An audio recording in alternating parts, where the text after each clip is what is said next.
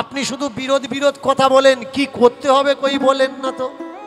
মন দিয়ে শুনুন, শ্রাদ্ধ করবেন কি করবেন না ওটা আপনার ব্যক্তিগত ব্যাপার। বাবা মরে গেছে, পুকুর পাড়ে শালপাতায় করে খেতে দিয়েছেন, যতগুলো রান্না হয়েছে, গিয়ে বৌমা গিয়ে কাঁদছে ঘুনঘুন করে, ঘোমটাটা ঢাকা দিয়ে, বাবা এসো গো, বাবা তুমি খাও, ও বাবা কোথায় গো, বাবা তুমি খাও। এমন সময় আপনার পাড়ার লেলোটা লেজ নাড়তে নাড়তে এসে খাচ্ছে, পাশ থেকে এক দিদিমা বলে উঠছে, ওই দেখ তোর বাবা এসে খাচ্ছে।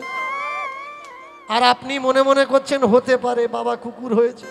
বলুন তো, আপনার বাবা মানুষ হয়ে আসতে পারলো না, আপনার বাবা দেবতা হয়ে আসতে পারলো না, আপনার বাবা ছোট্ট বাচ্চা হয়ে আসতে পারলো না, পুকুর পাড়ে দেওয়া খাবারটা কি হয়ে এসে খাচ্ছে? কুকুর হয়ে খাচ্ছে। আর জিব্বার করে করে খাচ্ছে, জিব্বার করে করে খাচ্ছে। তুমি চেয়ে চেয়ে বলছো, বাবা তোমার সব ঠিক আছে তো, বেঁচে থাকতে যেমন খেতে, মরে যাওয়ার পরেও তেমন খাচ্ছ, লজ্জা করে না? বাবা মা যখন বেঁচে ছিল কোথায় খেতে দিয়েছেন? পুকুর পাড়ে দিয়েছেন? দেননি। শোয়ার ঘরে বা যে বিছানায় সে অসুস্থ ছিল সেই বিছানাতে আপনি বাবা মাকে খেতে দিয়েছেন। তাহলে মরার পরে ঠাকুর মশাই আপনাকে বলল, আর আপনি সেই মরা বাবার খাবারটা পুকুর পাড়ে দিচ্ছেন। বুকে হাত দিয়ে বলুন তো, আপনি যোগ্য সন্তান? আপনি ওকে বলতে পারলেন না যে আমার বাবার উদ্দেশ্যে যে খাবারটা আমি দিচ্ছি পুকুর পাড়ে দেবো না, আমার বাবা যে বিছানায় বসে খায় সেই বিছানাতে দেবো? আমাকে অনেকে জিজ্ঞাসা করে, বাবা আপনি শুধু বিরোধ বিরোধ কথা বলেন, কি করতে হবে কই বলেন না তো। মন দিয়ে শুনুন, বাবা মা মারা গেছে, সপ্তাহ গতিগঙ্গা মাটি যা করবেন করুন, করার পরে এইসব নাটক করার দরকার নেই যে তেল সাবান শ্যাম্পু মাখবেন না। যেদিন মারা গেছে সেই দিন থেকে তেল সাবান শ্যাম্পু বেশি করে ব্যবহার করবেন, কারণ রোগ জীবাণু কারো ধর্ম ভাব না। মানুষ মারা গেছে মানে আরো বেশি করে পরিষ্কার পরিচ্ছন্ন হওয়ার দরকার। আপনি নখ কাটছেন না, চুল কাটছেন না, জটা বাবা হয়ে ঘুরে বেড়াচ্ছেন, ওতে বাবা তো গেছে, সেই সঙ্গে সঙ্গে আপনিও যাবেন। নিজের শরীরকে সুস্থ রাখুন, পরিষ্কার পরিচ্ছন্ন করুন। 13 দিন পরে গিয়ে কাঁথা বালিশ ধোবেন না, প্রত্যেক দিন পরিষ্কার পরিচ্ছন্ন থাকুন, নিজেকে পবিত্র রাখুন। পরিচ্ছন্নতাই পবিত্রতা।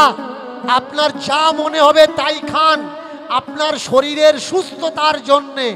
এইবার যেদিন পিতৃশোক আপনার ছেড়ে যাবে, সেই দিন আপনি আশেপাশের ছোট ছোট ছেলে মেয়েদের বলুন, বাচ্চা বাচ্চা ছেলে মেয়েদের বলুন, আত্মীয় বন্ধু বান্ধবের ডাক দিন, আর সেদিন শুধু ডাল ভাত জোগাড় করবেন। ভালো করে মন দিয়ে শুনবেন, কোনো খাসি মুরগি নয় যে চেটে খেয়ে বলবে লবণ বেশি হয়েছে। ডাল ভাত জোগাড় করবেন, শাক ভাত, লবণ ভাত জোগাড় করবেন, আত্মীয় বন্ধু বান্ধবের ডাকবেন, কিছু ফুল কিনে নিয়ে আসবেন।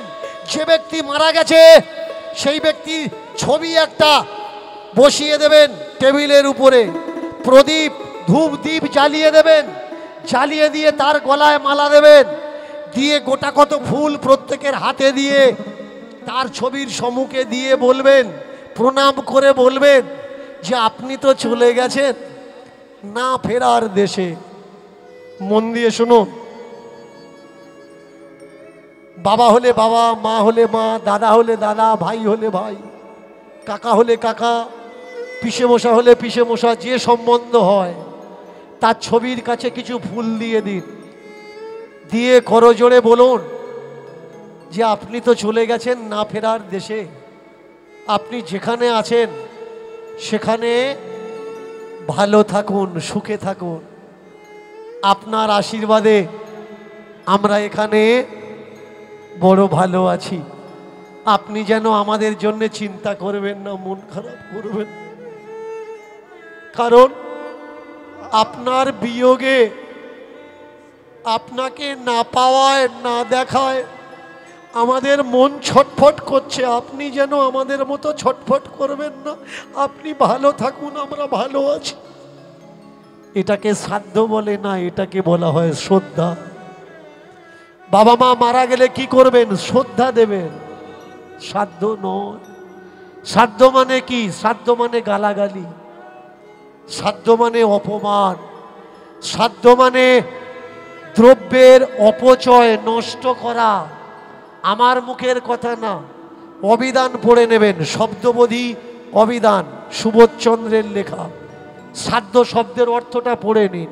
বলুন তো, শ্রাদ্ধ শব্দের অর্থ যদি মুক্তি হবে, শ্রাদ্ধ মানে যদি স্বর্গে পাঠানো হবে, তাহলে মানুষ যখন ঝগড়ার সময় বলে তোর গোষ্ঠী শ্রাদ্ধ করে দেব, তখন চুপ করে থাকেন না কেন? তখন কেন বলেন যে তুই আমার করে দিবি, আমিও তোর করে দেব?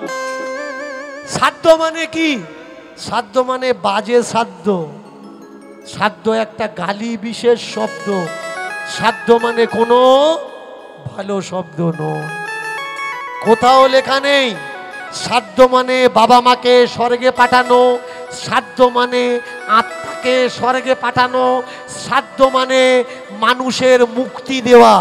যদি কোনো ব্রাহ্মণ দেখাতে পেরেছেন অভিধান থেকে শ্রাদ্ধ মানে আত্মার মুক্তি দেওয়া, শ্রাদ্ধ মানে মানুষকে স্বর্গে পাঠানো, আমি দীনকৃষ্ণ ঠাকুর কথা দিচ্ছি, জীবনে স্টেজে দাঁড়িয়ে কীর্তন করব না।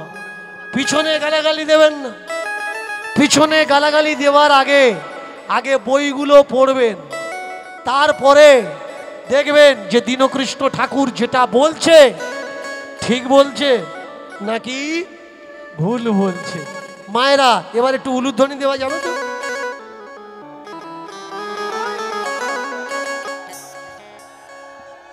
দূর আওয়াজ হচ্ছে কই? আমারও আওয়াজ নেই, তোমাদেরও আওয়াজ। ওমা, গতি গঙ্গা করে দেখো, চার ভাই আসিল, চার ভাই আসিল। গতি গঙ্গা করে দেখো, চারে ভাই আসিল, চারে ভাই আসিল। গতি গঙ্গা করে দেখো, চারে ভাই আসিল, চারে ভাই আসিল। সমাধি যে দিল তারা, সমাধি যে দিল, সমাধি যে দিল তারা, সমাধি যে দিল, সমাধি যে দিল তারা, সমাধি যে দিল, সমাধি যে দিল তারা, সমাধি যে দিল। পাড়ার লোক বললে গলায় কাঁচা নিবি না? কিসের কাছা, কিসের কাছা, কিসের কাছা, কিসের কিসের কাছা, কিসের কাছা, কিসের কাছা, কিসের কাছা, কিসের কাছা, কিসের কাছা, কিসের কাছা, কিসের কাছা, কিসের কাছা, কিসের কাছা, কিসের কাছা, কিসের হাবি স্বর্ণ খাবি নাকি, হাবি স্বর্ণ খাবি না, হাবি স্বর্ণ খাবি নাকি, হাবি স্বর্ণ খাবি না। ওরে হাবি স্বর্ণ খাবি নাকি, হাবি স্বর্ণ, হাবি স্বর্ণ খাবি নাকি, হাবি স্বর্ণ খাবি না, হাবি স্বর্ণ খাবি নাকি, হাবি স্বর্ণ খাবি না, হাবি স্বর্ণ খাবি নাকি, হাবি স্বর্ণ খাবি। চার ভাই বলে দিলে আমাদের কাছে আমার বাবা সব থেকে বড় মহান। আমার বাবা যা যা বলে গেছে আমরা তাই তাই করেছি, আর অন্য কোনো নিয়ম আমাদের কাছে মাইনে রাখে না। মন দিয়ে শুনুন মায়েরা, গত বছর আমি কীর্তন করছিলাম এই রায়দিগের দিকে, রায়দিগ মতিলাল, মতিলালের আসরে যেদিন আমি কীর্তন করছিলাম, তার পরের দিন একটা 75 বৎসরের বাবা নিজের গাঁটির টাকা খরচা করিয়ে কাগজ ছাপিয়েছে, ছাপিয়ে আত্মীয় বন্ধু বান্ধবের বাড়িতে পাঠিয়ে দিয়েছে, দিয়ে বলছে দীনকৃষ্ণ ঠাকুর আমার চক্ষু খুলে দিয়েছে, আমি মরে গেলে আমার যেন শ্রাদ্ধ না করা হয়। বেঁচে আছি, তোদের যা খাওয়ানোর ইচ্ছা এসে আমার খাইয়ে যা। চমৎকারটা দেখেছেন? সত্যিটা সামনে পড়ে আছে, কিন্তু সত্যিটা আমরা কেউ জানি না। শ্রাদ্ধ করার দরকার করুন, আমি তো শুধু বলতে পারি, আপনাকে পরিবর্তন করতে পারি না। আপনি ঘুমাচ্ছেন, আমি চেল্লাতে পারি দাদা সকাল হয়ে গেছে ওঠো, ওঠানোর দায়িত্বটা আমার, ওঠার দায়িত্বটা তোমার। প্রেম সে